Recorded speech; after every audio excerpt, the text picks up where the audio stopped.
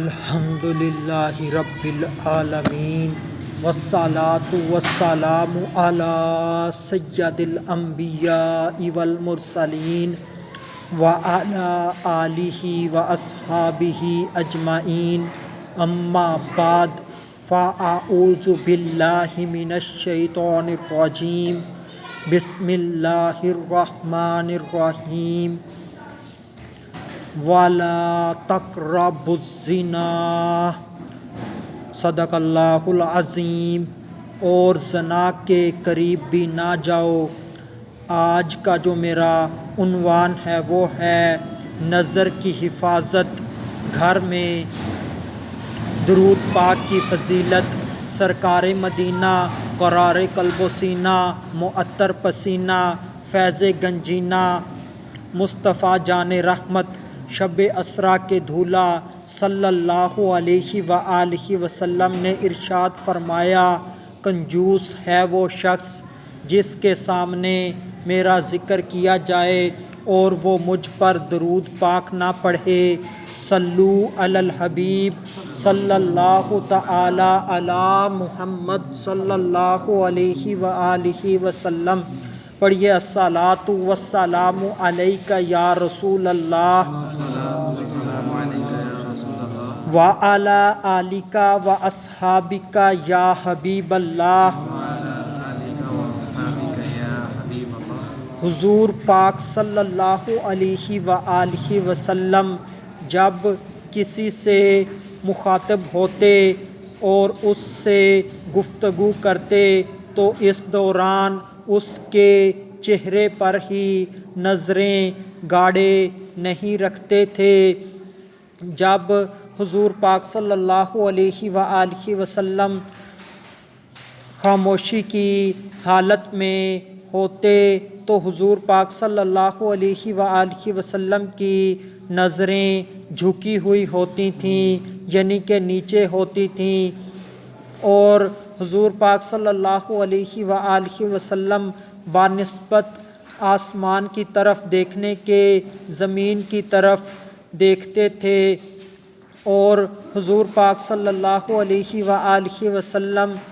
آنکھیں پھاڑ پھاڑ کر نہیں دیکھتے تھے، بلکہ بے حد شرم و حیا کی وجہ سے معمولی سی نظر اٹھا کر کسی کو دیکھتے تھے۔ اور جب نبی پاک صلی اللہ علیہ وآلہ وسلم کسی سے بات کرنے کا ارادہ فرماتے یا کوئی حضور پاک صلی اللہ علیہ وآلہ وسلم سے بات کرنے کا ارادہ کرتا تو حضور پاک صلی اللہ علیہ وآلہ وسلم صرف گردن موڑ کے اس کی طرف متوجہ نہ ہوتے، بلکہ پورا جسم موڑ کے اس کی طرف متوجہ ہوتے، جیسے کہ ہمارے اندر پایا جاتا ہے کہ ہمیں کوئی بلائے تو ہم اس کی طرف دیکھتے بھی نہیں اور کہہ دیتے ہیں کہ تم بات کرو میں سن رہا ہوں، یا پھر صرف گردن موڑ کر اس کی طرف دیکھ رہے ہوتے ہیں۔ ایسا کرنا اخلاقی طور پر اچھا نہیں۔ جیسے ہی کوئی مرد آپ کو بلائے، آپ سے کوئی اس کی ضرورت ہو تو اس کی طرف خندہ پیشانی سے ملیں، حسن سلوک سے ملیں، اور اس کی طرف آپ کا چہرہ بھی ہو۔ اور منقول ہے کہ جو شخص کسی اجنبیہ کے حسن و جمال کی طرف شہوت سے دیکھے، کل بروز قیامت اس کی آنکھوں میں پگھلایا ہوا سیسہ ڈالا جائے گا۔ دیور بھی نامحرم ہے، بیوی اور بھابھی بھی آپس میں دونوں نامحرم ہیں، ان کا آپس میں بلا ضرورت بات چیت کرنا، ان کا آپس میں بلا ضرورت ہنسی مذاق کرنا، ایک دوسرے کے جسم کو چھونا، چاہے مذاق میں ہی، مارنے کی حالت میں ہی کیوں نہ ہو، یہ قطعاً بھی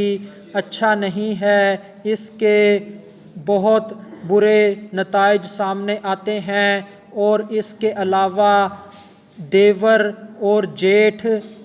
یہ عورت کے قریبی ترین نامحرم ہیں، اور قریبی ترین نامحرموں سے یہ حکم ہے کہ ان سے پردے کا زیادہ سخت اہتمام کیا جائے بنسبت دوسرے مردوں کے۔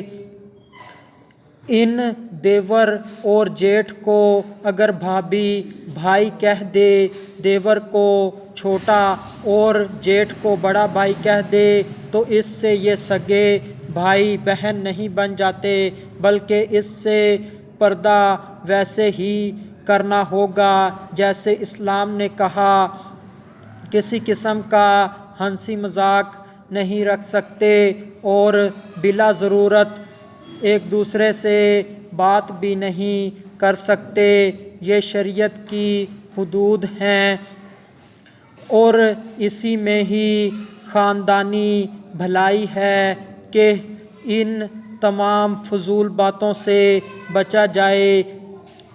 بھابھی کو چاہیے کہ وہ دیور اور جیٹھ سے پردہ کرے اور دیور اور جیٹھ کو بھی چاہیے کہ وہ زیادہ اتنے فری نہ ہوں، ہنسی مذاق نہ کریں، ورنہ اس سے خاندانی شیرازہ ٹوٹ جاتا ہے۔ آخر میں اللہ تبارک و تعالی سے دعا ہے کہ اللہ تبارک و تعالی ہمیں اپنی نظروں کی حفاظت کرنے کی توفیق عطا فرمائے اور گھروں کے اندر بھی دین اسلام کے اوپر چلنے کی توفیق عطا فرمائے، معمولات ہمارے اسلام کے مطابق ہوں۔ وما علینا الا البلاغ المبین۔